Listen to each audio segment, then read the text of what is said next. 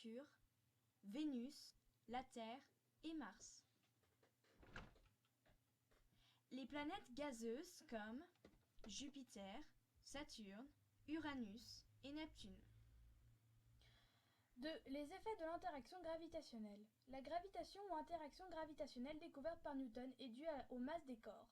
Tous les corps ayant une masse s'attirent réciproquement à distance sans lien matériel entre eux.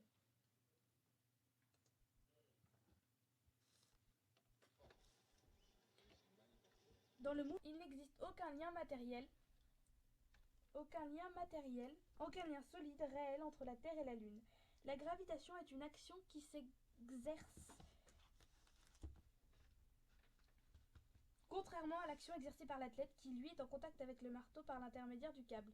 Le Soleil et les planètes, séparés à des milliers de kilomètres, sont soumis à la même action à distance.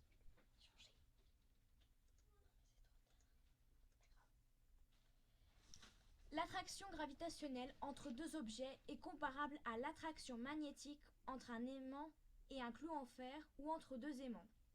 Toutes deux sont des actions à distance.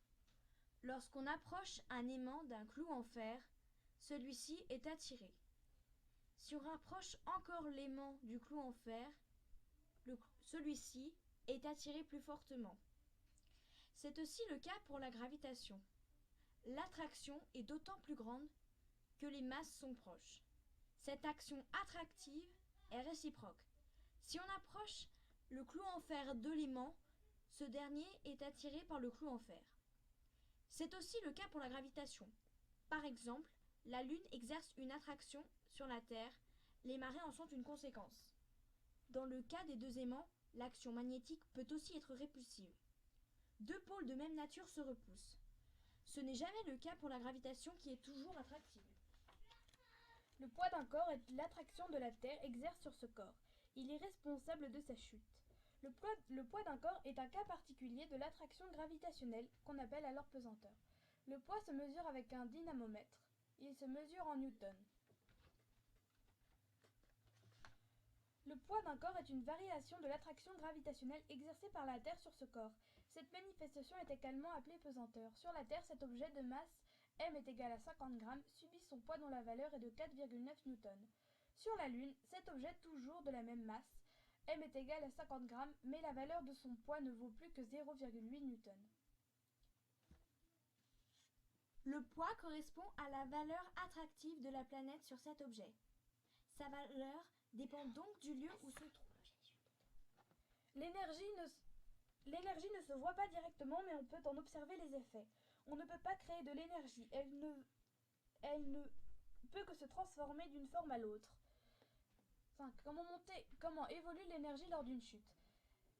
L'énergie de position. Énergie que possède un corps du fait de sa position et de son poids. Énergie cinétique. Énergie que possède un corps en mouvement.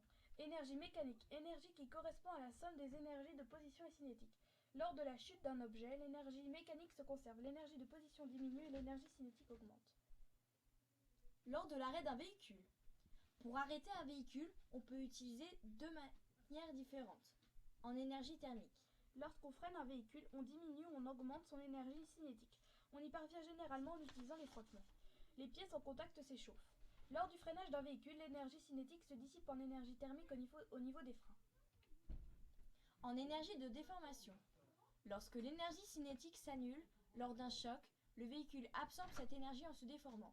La distance de freinage augmente plus vite que la vitesse.